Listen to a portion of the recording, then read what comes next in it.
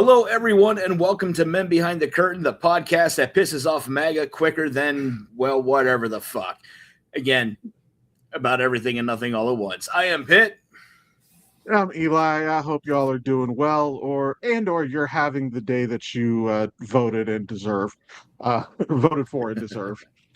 Um, Honestly, with the news, I don't even know what exactly went on this week because, it's they're kind of doing that. They're doing that whole flood the zone shit right now. Honestly, Yeah, I'm of the mind that we already know who the cunt of the week is. I mean, that's pretty simple. Maybe, yeah. just maybe, I don't know. Hear me out. Hear me out.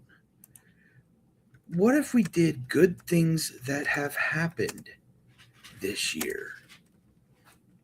Hey, I'm cool with that. Yeah, I'm always good down for a little bit of levity. Yeah, so I was talking with our producer earlier, and there was something about turtles, and she'll probably start yelling at me, so I know what the hell's going on. You know, it's something. There's like a specific turtle is like no longer endangered or something like that.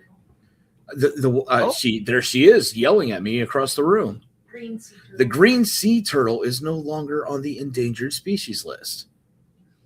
I was not aware about that. I don't think I even knew that they were on it to begin with. And just for shits and giggles, I pulled up a couple more, and so like Pandas. and here she is yelling at me again. What? Pandas, and she told me I'm number one. That tracks. Yeah. So pandas are off the Pandas endangered list? are off the endangered species list. I'll be goddamned. So the green sea turtle, I'm actually Googling this right now, basically looks like Crush. So I'm gonna Google that. What breed of turtle is Crush? It just says sea turtle. Oh, no. It is a green sea turtle. All right. Crush is out of danger. All Hell right. yeah. Way to go, Crush. So here's another one that touches both you and I. The U.S. obesity rate has declined and overdose deaths continue to fall. I was not aware of that. Yeah. Actually, So it's funny you bring I don't know if that's really a good thing because that means people are getting skinnier and I just keep staying the same. So I just guess I'm getting, I'm just still fat.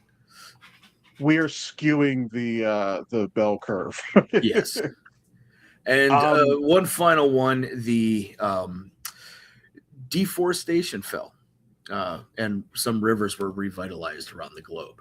So that's a couple of good things that have happened in 2025 and into 2026. And as always, cunt of the week is our usuals. Actually, one thing I'll go ahead and throw in on that because we're talking about the obesity rate falling and everything.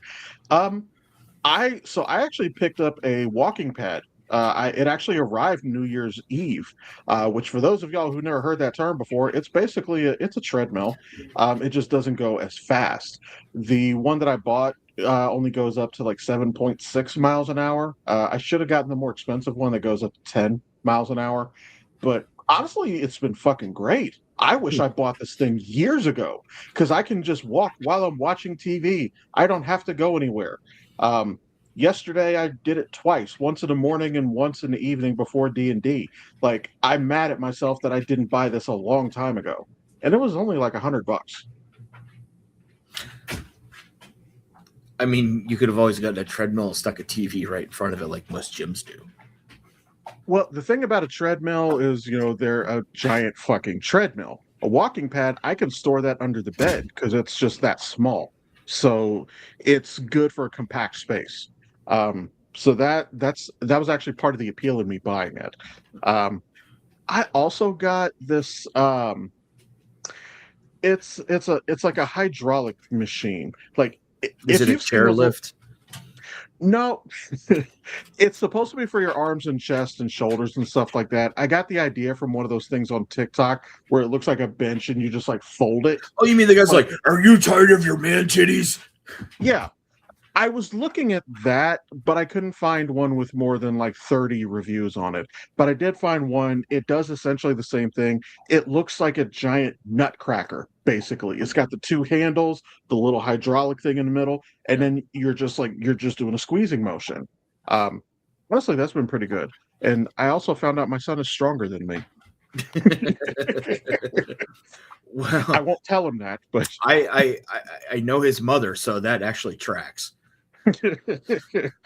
so that hurt my pride a little bit, but I'm not going to say it out loud, at least not in front of him. Well, guess what? Now the entire world knows, so he will too. Eventually, but yeah. He's gonna go to school. It's like, hey, did you hear what your dad said the other day? But yeah, that machine can go up to like 440 pounds of pressure, um, which is on a 20. That's the level 20. He uses it on 10. Like, God, I already knew he was strong. He's one of those kids that he does have a little bit of extra weight on him, but the moment that you like get any kind of physicality out of him, even if it's a playful push, he's fucking strong. Well, So it's that marching band trombone stuff, man.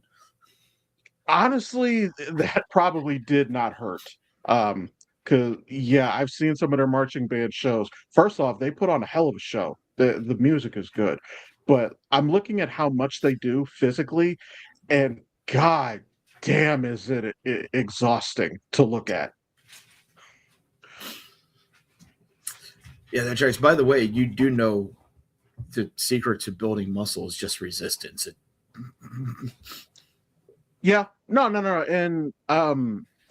and that's what I like about this thing is that it has all these different levels of resistance, so I can keep doing those. I've gotten about 5 different exercises out of this one machine. 6 if you count the fact that I can do something like a curl, but I can do it for both arms. So it's technically 5 exercises, but 6 if you count the fact that I do it for one for each arm. But So your Saturday nights are going to feel like a stranger for a little while. actually, it's funny you say that. So I know the other day in my left arm here, I've actually triggered fucking muscle cramps because I'm watching the muscle. I'm done. I finished. I'm watching the muscle tense up and then contract. It's a fucking weird sensation to watch happen. I've seen it in my calf before, and ugh, it's so weird. But Oh, yeah, somebody's over here crumbling papers. Like, well, there goes that bit. but no, getting back to what you were saying as far as our cunt of the week goes, that's got to go to Kankel's McTaco tits because he wanted a participation award so bad. um I bet she didn't even give him the real award. I bet she didn't. I bet she gave him a replica. Well, I mean, the whole committee came out and said that it can't be transferred. I mean, they basically laid down, just like, we can't believe we have to reiterate, have to, actually even state these bylaws that were already written. So, but it was one of those things that it's like, it can't be transferred. She can give him the award. Doesn't mean it's now his. I mean, he has possession of, the award, but the medal, but it doesn't mean he received it. Yeah. That's like me, like saying let's say as a Major League Baseball player, and I just won the home run derby, and I got like a golden bat or something like that. But I was like, hey, this is here you go, and I hand it off to you. It doesn't mean you won the home run derby now. It just means you have the bat. Yeah, pretty much. Um but again, I'm still of the opinion that she gave it to him. I'm of the opinion she did not give him the real one. I think she had a copy made because it's what I would have done. Um, but also, I'm of the opinion. I think that she did it because he is easy to figure out, and she has figured out what works. Honestly, if you just give him a little bit of compliment, he'll fold for you. He'll do whatever you want as long as you make him feel good about himself. So I'm of the opinion that's exactly what the fuck she was doing. Well, I mean, she is the political opposition to the current regime in Venezuela. Even once removed, you know, she's still the political opposition to the vice president Rodriguez. So, Uh, Speaking of which, not to go too far down this rabbit hole, but I thought it was worth pointing out. I saw a article. I didn't read the article. I read the headline. I'll be transparent about that. I believe it was Exxon said that um, then he did what he did, quote, for the oil companies. And Exxon, I believe it was saying like, yeah, we're not doing that. We're not going down there. I think they said it was like an untenable position or some. It was something along that to that effect. yeah, So I yeah, thought that was a good middle finger. yeah. And again, I'm like with you. Only read the headline. I think I seen a little bit about it because I get the here's what's happening. Here's what's happened in the last 12 hours. In like 60 seconds, and that was one of the things. And yeah, it's like untenable is the term that was used by Exxon. And yeah, so another giant go fuck yourself to the current dictatorship.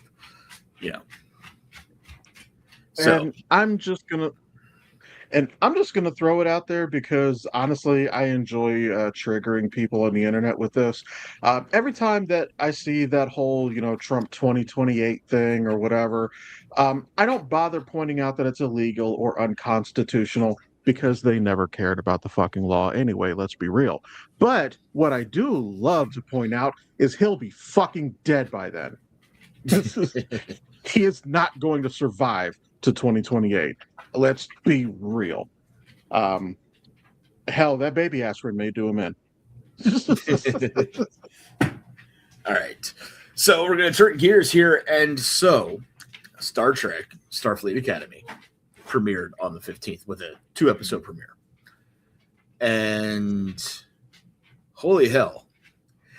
My only negative about it is it was very centered on one specific character. There wasn't, and I understand you're trying to set a premise for the show, and I'm sure character development for all the other characters will, start coming along as the show progresses through the season. That's my only negative. A little bit too heavily focused on, the one character. However, who was it? Helen Hunt? No, not Helen Hunt. The voice of Elastigirl. Oh, Holly Hunter. Holly Hunter. Phenomenal. Absolutely phenomenal. She was a. Okay, don't get me wrong. I loved Picard. I loved Janeway. Cisco can fuck off. Kirk can fuck off. Archer. I loved Archer. So and I love Pike. So she was actually a breath of fresh air to the captain's chair. Very unorthodox captain. But what's interesting is she is the same species that Carol Kane's character is in Strange New Worlds. okay. And I can't, it's like a Lanthanite or something like that. I can't remember the name off the top of my head. But yeah, and she encapsulates that long-lived being and the mannerisms and everything. I mean, when you're sitting in a captain's chair and you're just kind of curled up reading a book, sitting in a captain's chair, you got your legs up on the chair and you're just kind of like this and you got glasses on, you're reading and you're like, wait a minute, this is the fucking 25th century. Why do we still have fucking glasses? But it's one of those things when you find out exactly the type of species that she is and the years that she's gone through, it actually makes sense and it's a perfect fit for that character. So Holly Hunter's performance, absolutely amazing. The performance I want to talk about right now is I don't know the actress's name, but she plays the number one. She plays the commander. I love this because we actually have as a smaller character right now, he's going to be one of the main ones as he comes up, a full-blooded Klingon. However, this first officer is half Jem'Hadar and half Klingon. Now, for you fucking traditionals out there, fuck off, because you're gonna sit there. Well, the Jem'Hadar, they can't have children. Blah blah blah blah blah. So yes, the actress's name is Gina Yashir, and she is absolutely fucking phenomenal. But the thing is, we've come 800 years since the Jem'Hadar have last been on any type of screen. I'm sure in 800 years, with the advancements of science and whatnot, they would have found a way for Jem'Hadar to actually reproduce sexually. Okay, so yeah, and the thing is, her dad's the Jem'Hadar, her mother is Klingon, and if that reminds anybody that Jem'Hadar were all males on when Deep Space Nine was on, so that's how the founders created them. They were all male, so they couldn't actually reproduce. So 800 years, there's a way you can figure out how to get this species to reproduce. And a Jem'Hadar and a Klingon, oh, dude. Victory is life, and today is a good day to die, all wrapped into one fucking character. I can imagine what their skin would have to look like, though, because Klingons are already a little bit rough, and then a Jem'Hadar looks like goddamn, he looks like an armadillo face fucked sandpaper. The makeup on it is absolutely great, and I know last week we were talking about Robert Picardo's portrayal of the Doctor, and we were trying to figure out, is it some kind of form of Dr. Zimmerman? Is it an actual hologram? Guess what? It is the actual Doctor, the EMH from Voyager. Oh, nice. Same program. Speaking of that, so Starfleet Academy. So actually, I have a question with that. So is this a brand new show, or is it just a new season of the show? It's a brand new show. God, I have so much to get caught up on because I just finished season 1 of Picard yesterday. And then, I decided to start with something familiar, with Picard. And even this made me realize how much I don't remember, because he talked about his heart being made of duratanium. Yeah. And of course, his brain condition, which both of those were addressed in The Next Generation. And I have no recollection of it. So now I have to go back and I want to rewatch that. Yeah. But so a couple more bright spots on Starfleet Academy. We also already know that Tig Notaro's in it. And Tig Notaro is just absolutely phenomenal. Mary Weissman will be in this season in some way, shape, or form. But there is a new actress on the scene and absolutely phenomenal. I absolutely love her character. She is kind of take the Doctor, the photon aspect of it, but take the comedy relief of Data not having a full understanding of how humans and whatnot interact, and kind of throw in that little bit mixture in there of different things. So the actress's name is Carice Brooks. She is absolutely phenomenal. She is a delight. She actually comes on screen. Every time she's on screen, I can't help but smile, because she's going to have this positive reaction even to the most negative of situations happening.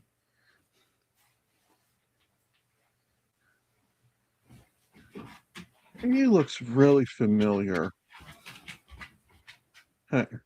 I just did a Google search for that. Actually, let me. Okay, apparently that was too broad. So let me filter that down to Star Trek specifically. Oh, it's not her, but she reminds me so much of fuck is her name? The little girl from Blackish, the younger sister. She reminds me so much of her. Um God, I gotta look her up. It's not Yara Shahidi. I think she was the older sister, but she looks so much like her. Maybe it's just the hair that reminds me of her. But yeah, so that's something that's going to have to go on my list. And as far as the young actor who plays the Klingon, Krog, we know Michael Dorn when he played Worf. He basically helped create the entire Klingon empire, because it just opened up so much storytelling that you had to go into. This young man, And you want to talk about a deep voice. Michael Dorn was deep, right? Go Right. lower. Go lower for this young man. It is. And the design, they even got him, he's got the standard Klingon cranial ridges, but he's got like an eyebrow ring. And I think he might, yeah, they've got him where he's pierced up and other stuff. And it's like, dude, Klingons are Well, even getting more badass as we go now. so I was going to ask you about that because, so as I mentioned, I just started watching Discovery. So with Starfleet Academy, are they keeping the same Klingon design? Because I actually really like the redesign that they did for Discovery. I think it's a great design. How far are you into Discovery? I literally just started today, so I'm on like episode 3. They Okay. just rescued the prison shuttle. I absolutely love the I love the redesign of the Klingons. However, a lot of fan backlash caused for a redesign for season 2. Sorry to spoil it for Well, you. fuck. to go a little bit more traditional towards the next generation. They kept the more like a little bit more sharpness and whatnot to the Klingon ridges and the nose, and everything else, but kind of dropped what was going on down here below the nose. So it was more next generation esque. What Starfleet Academy is doing, it is kind of combining both aspects of season 2 discovery of the Klingons and the next generation with Worf and DS9 in the movies. Kind of he's still got the sharpness to him and whatnot, but he's got more of that pronounced cranial ridge that you would see from like Worf and whatnot. Kind of like how Worf looked in Picard season 3. Well, so that part I haven't gotten to yet. I Oh, only for just watched fuck's season sake! 1 I'm yesterday. done with you. Oh, see, I was debating between if I wanted to binge straight through all of Picard and then switch shows, but then it occurred to me that maybe there's going to be references here that are in other shows, so maybe I should like kind of work my way around a little bit. Um, I mind you, I just started Picard on like Thursday, and if I finished it yesterday, that's pretty fast. Yeah, I. Yeah. Okay. Okay. I'll get there. I will get there. But I yes, will say so I did. yeah, there is a slight redesign, but it's still within what people are expecting of the Klingon race to look like, because TNG set that precedent going forward.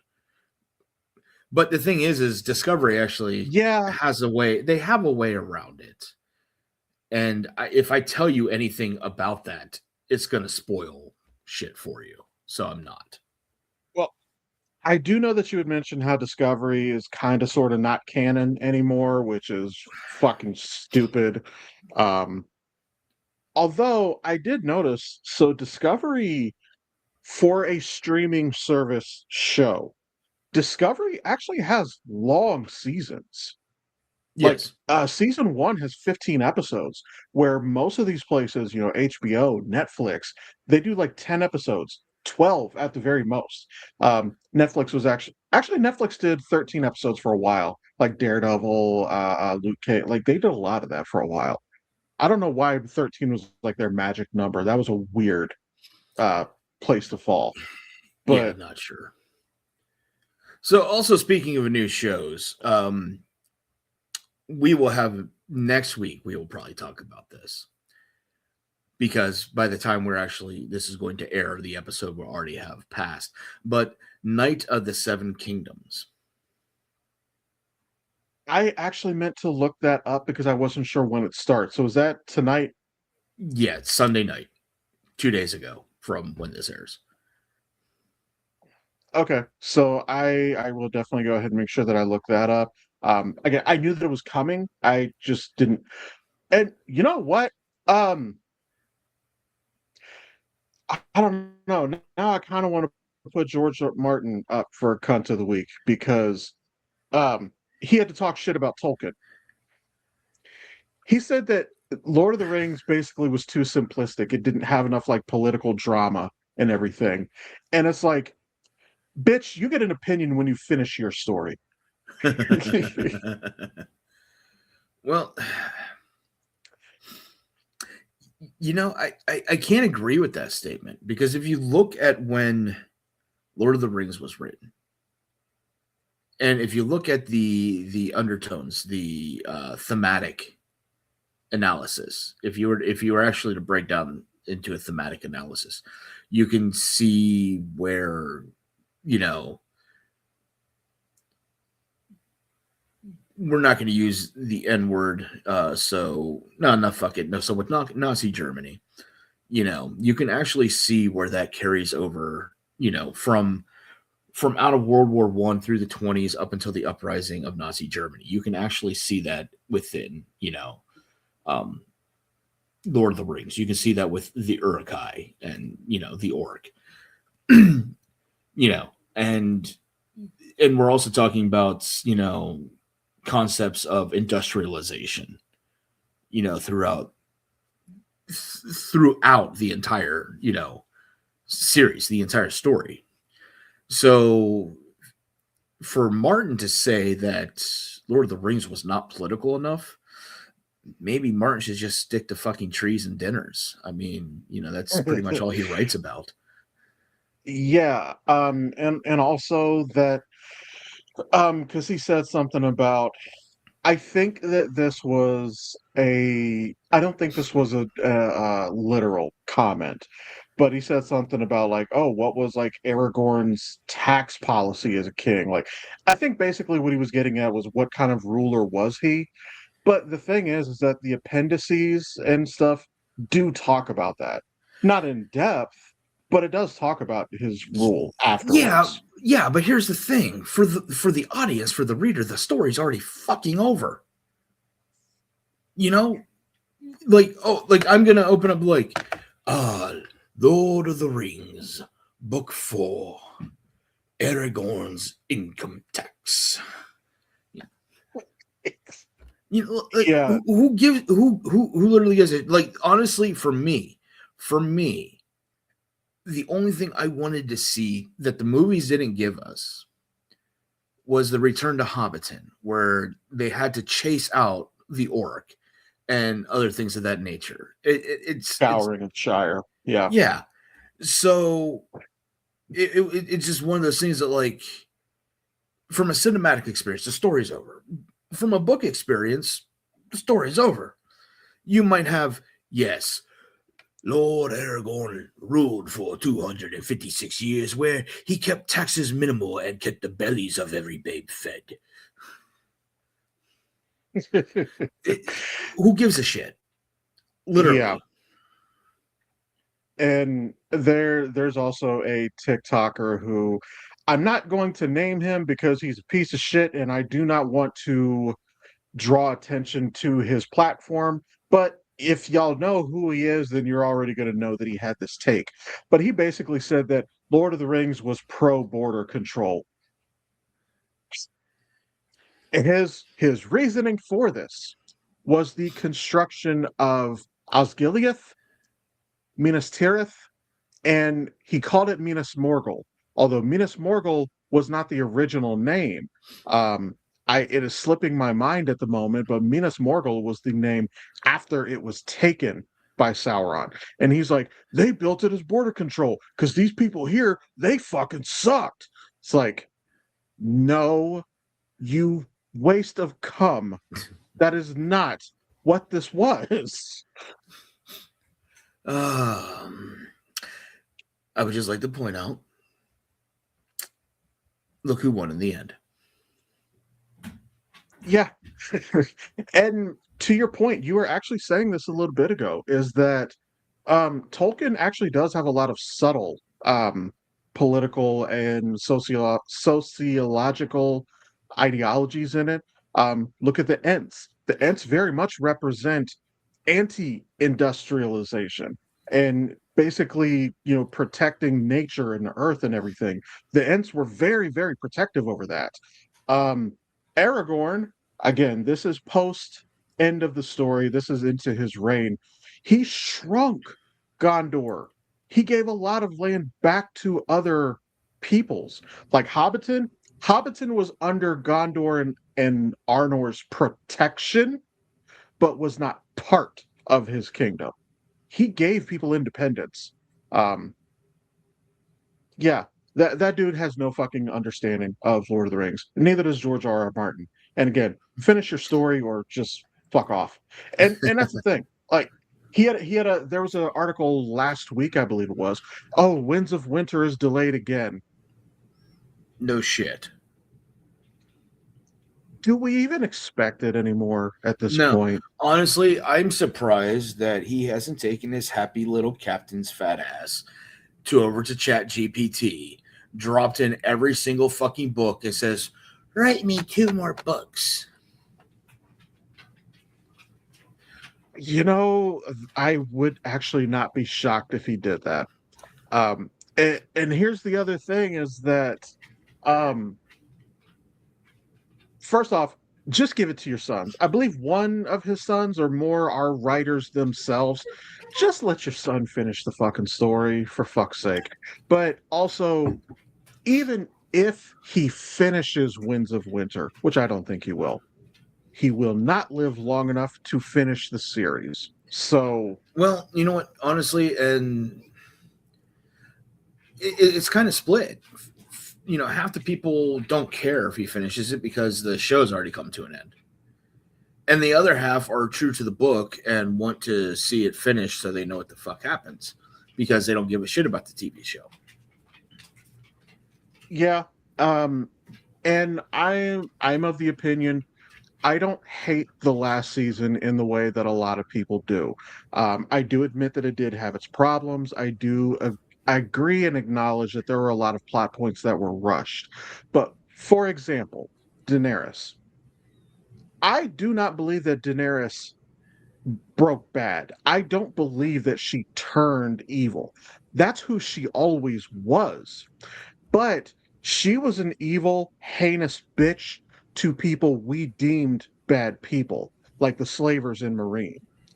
The difference is who she focused her wrath on, but she is who she always was, in my opinion. Yeah, if she's really dead. I I see no reason to think otherwise. But like certain things, Yeah, I don't see any reason to think otherwise, but there are some theories out there that state that she's not dead. it's a terrible theory. But like a couple of things that I will acknowledge were just badly written. The fact that John came out as a Targaryen served no story purpose other than to drive a little bit of a wedge between him and Daenerys. And even that, she didn't care. And honestly, it had nothing to do with John's decision to do what he did. So his true parentage served no narrative purpose, really. Um, the Unsullied leaving. The Unsullied were the main ones that were going to kill John had they not sent him to prison. Like she had some loyalists, but the Unsullied were the biggest threat. Well, the Unsullied fucked off. So you didn't really have to send John to the wall. Now, sending John to the wall served one purpose, though, is that he did feel more at home with the free folk or the wildlings. So it gave him the opportunity to go be with the free folk. Sending him to the wall served that narrative purpose, but how they got from A to B was didn't make any fucking sense. Um, I know that they are all still. I think they're still working on a Jon Snow spinoff. Um, Wrong character to spin off. Give me Arya. Yes. Everybody wants to see what she fucking does by sailing east or west or to the other side of the continent. Yeah, she's going west. Yeah. Yeah. Because we know east is Essos, which Daenerys has already run roughshod through that. Yeah. So yeah, she's going west. Which if I don't know, like for anybody watching right now, my camera might be flipped. When I do this, that's my left hand. I don't know which way it's going to look, but that was my left hand, so that's west. Um, at least as it would read on paper. I have no fucking direction. What is like? I don't have a compass in front of me. I don't know which way is west, but you get my fucking point. um, but yeah, so I am looking forward to that Night of the Seven Kingdoms. And honestly, House of the Dragon has been really entertaining. I kind of want them to. I really would like them to get back on that. I have a concern that HBO is splitting their attention because now they're going to have two Song of Ice and Fire shows at the same time, and I wonder if focusing on one is going to take away from the quality of the other. Well,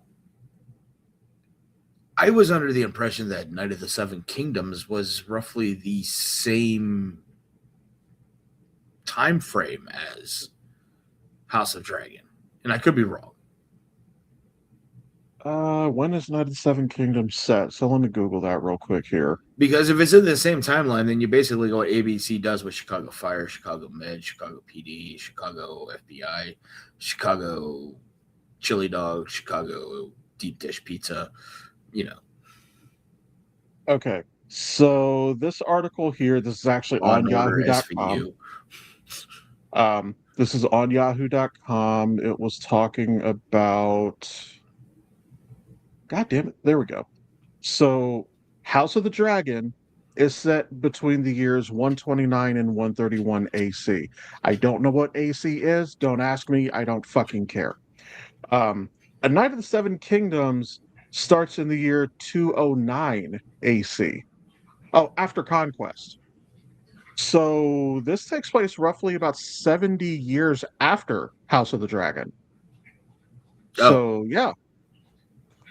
Um, then I don't and fucking know. Game of Thrones takes place in 297 AC. So this show is literally midway between House of the Dragon and Game of Thrones. So This is why they just need to take it from Star Trek and just have three shows all in the same fucking timeline. Next Generation, Deep Space Nine, Voyager, all same fucking timeline, and it worked. And guess what? Each show got 7 fucking seasons. although, speaking of that, one thing I meant to mention, just to circle back a little bit, I thought this was really cool and really well done. I love that the catalyst to the entire plot of season one for Picard, the Romulan supernova, is the exact same thing that's the catalyst to the Kelvin timeline with the Abrams movies. Yep. I thought that was really fucking cool. However, it's the reference is almost a blink and you'll miss it type thing. I wish that they leaned into it just a little bit more and talked about Spock going missing in that. Because it then, as a fan, you could have been like, I know where he went. So See, now here's the interesting thing about that. So the game Star Trek Online actually has a storyline part to it that involves the Romulan New Star Empire. Basically, is where the Romulans have to find a new habitable planet, and whatnot. So, mind you, this game has been out for about 11, 12 years now. So, early 2000 teens, like 13 or 14. Long before Picard was ever written. Pretty much, I think, was right around the same time, maybe a little bit after, the Abrams version of Star Trek took place. So there is actually a storyline, non-canon, mind you, in Star Trek Online that has, the Romulan New Star Empire, which is then carried on over into Picard, in season 1, as you said. And still around is the Tal Shiar, always fucking shit up. I mean, that's just what the Tal Shiar do. well, and as far as it being non-canon, I'm actually getting to where I, especially when we talk about time travel, I only just realized that because I was watching this Terminator anime. It was a Japanese made show, Terminator Zero, on Netflix. It's like 6 episodes, I think. And they actually established so all the Terminator movies now make sense because they're following Avengers Endgame rules with time travel. There is no one stream. Every time that somebody goes back, like Kyle Reese was never, even if he survived, Kyle Reese was never going to be able to return to his time because he stepped out of it. It's like Agents of Shield. He's just gone. He's out. He's in a new timeline now. So Terminator is actually following that rule now. And so when you're talking about the Star Trek game being no longer canon, as far as I'm concerned, sure it is. It's just not. It's a different timeline. Yeah. Well, I mean, the one thing that did come out, so when you get to season 3 of Picard, there is an Enterprise, and it's the Enterprise F, I believe. It's an Odyssey class starship, and that starship was actually designed by a fan in a contest that was put on for Star Trek Online. Design the Enterprise, the next evolution of Enterprise. So it is an Odyssey class starship, and it was designed by a STO gamer and fan of the series. And then they put that ship into a Star Trek episode, making that ship canon in the Star Trek universe. That's actually really fucking cool. Yeah, I kind of want to look that up now. And I'm actually glad to hear that they do change it because honestly, the design for the Enterprise, it it was stagnant. Like the design that we have for the Enterprise D and E, and honestly, a lot of Starfleet ships have that exact same design. The saucer, and then it goes down and it's got the two engines and everything. Like we kind of did need a little bit of a change. Those would be the nacelles. Yeah. No.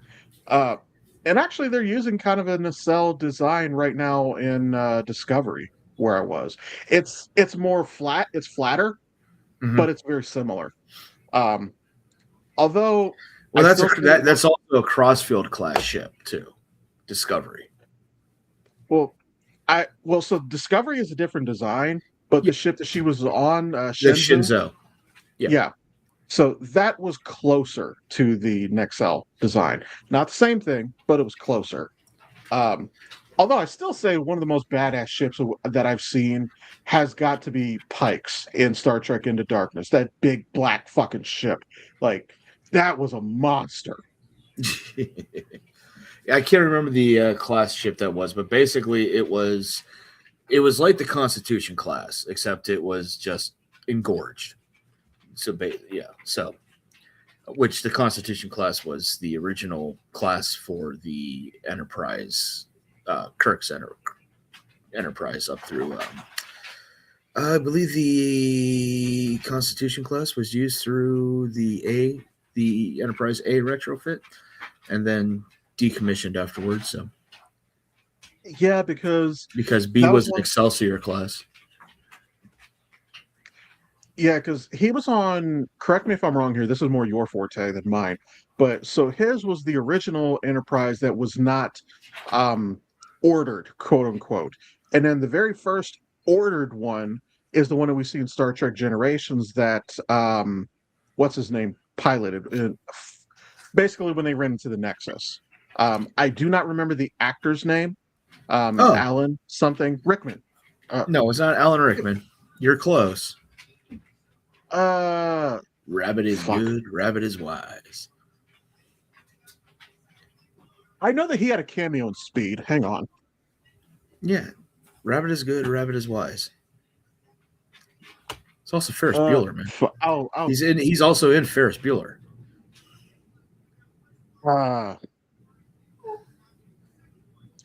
Fuck it. Yeah, I'll just look that up. It would help if I spell that correctly. Ferris Bueller, and yeah, I do remember seeing him on there. So let me go to the IMDb Because he because was I don't. Cameron. Yeah, that's his. Okay, that's his picture right there in the fucking trailer. Um, Ruck, Alan Ruck. Yeah. I was gonna I So, knew but it. yeah, I knew who it was. I'm just letting you fucking get there. but if I remember correctly, so Alan Ruck, so his was the first quote unquote ordered ship because he was Enterprise A, No, where the previous one was just Enterprise. I would thought. no, Okay. no. So, the Enterprise, Constitution class, NCC 1701. Remember, it got blown up. It got blown up by somebody named God. God blew up my ship. So come around. We are now in what would be episode 5, the search for we need help because Shatner can't fucking direct and chose a horrible fucking story. We now have the Constitution retrofit the Enterprise A. They keep going. You now have the Enterprise A in Undiscovered Country. They're retiring the ship and the crew and everything. They're saying you're too fucking old, which they were right because by that time, that Constitution class, the retrofit, was about 25, 30 years old. So they so remember when Sulu comes flying in the Excelsior and just lays waste to, the Klingon birds, the bird of prey that General Chang was on? Yeah, I'm trying to think if that was Christopher Lloyd. That was it was Christopher Plummer. Okay, I know Christopher Lloyd was Klingon. Yeah, he was the Klingon in Star Trek 3: The Search for Spock. Yeah, and honestly, the fact that he was a Klingon at all, let's just leave that forgotten. Yeah, so Christopher Plummer played General Chang. Anyway, so Excelsior class comes in, boom, boom, boom, bada boom, bada boom, like wreak havoc, all that good stuff, Anyway, so in Generations, where they're showing you the intro where Kirk, Chekhov, and Scotty are also on the bridge with Alan Ruck's character. That is the Enterprise B, which is an Excelsior class starship. Okay, I gotcha. Yeah, and now I'm looking up Alan Ruck on IMDb because I don't. Harriman. God, that came up quick. Yeah, Captain Jonathan Harriman, I believe it was. It's not showing the first name here. It just says Captain Harriman. I don't even remember that he was in Twister. Yeah, Rabbit is good. Rabbit is wise. He was the guy who had the fucking maps.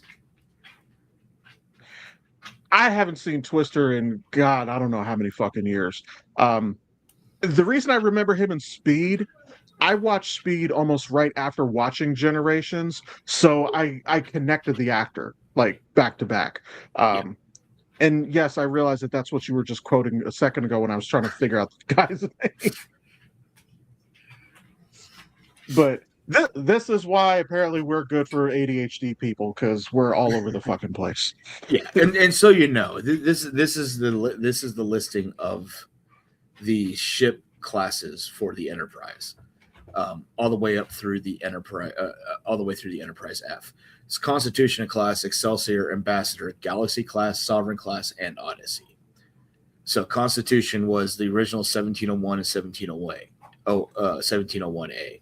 Excelsior was 1701B, Ambassador 1701C. That's the one Tashi Yar went back in time on, and that was caught in the trip. And then you had Gunner McGavin as the first officer, and then becomes captain. And then that's when Yar is taken by the Romulans as a baby, and that's where you get Sela. Anyway, Galaxy class starship, which is the Enterprise D. Sovereign, the Enterprise E, which in my opinion is the best of the Enterprises. And then you have Odyssey, which is the Enterprise F. And this is not to count the NX-01, because the NX-01 is the very first ship put forth by Starfleet as an organization, which was captained by Jonathan Archer, played wonderfully by Scott Bakula. But yeah, I do remember that I believe that was post First No, because D got ruined in Generations. First Yes. Contact was where they introduced E. Yes. Um, Which rebooted the entire Star Trek franchise. One of the reboots. It rebooted everything under the nose, which is why we now have Borg in the earlier version timeline of Star Trek and whatnot. But whatever. I'm not going to get on that soapbox today because we're almost out of time. Yeah, which also, I do love the way that they used the Borg in season 1 of Picard. I love how they used it to bring Seven back. And she kind of became a 5-minute Borg queen, which was a fucking amazing scene. That was awesome. And God, Jerry Ryan has aged beautifully. That's all I'm gonna say. I know she's got to be probably like mid to late 40s, maybe in her 50s. I think she's in her mid 50s. Really? Oh, well, yeah. God damn it. I'm going to look it up right now just because we have a few seconds left. So I'm not even going to say for her age, because the words for her age is a little bit, yep. It's like a backhanded compliment. Oh. Her birthday's about a month away. So Jerry Ryan she's actually older than I thought. Jerry Ryan is 57 years old. Jeez, February 22nd, 1968. All right. Well, again, I'm not even going to say that she looks good for her age, because for her age is more of a backhanded compliment. No, she just looks fucking amazing. Like, she still looks good. You can still put her in a bodysuit. I think she would have issues with that. Maybe, but I know that I would enjoy it. Help her out of it. I'll help her in and out of it. But I think that's going to be a good note for us to end on. The last thing that I want to mention, again, we do still have Valmont episodes 1 and 2 out.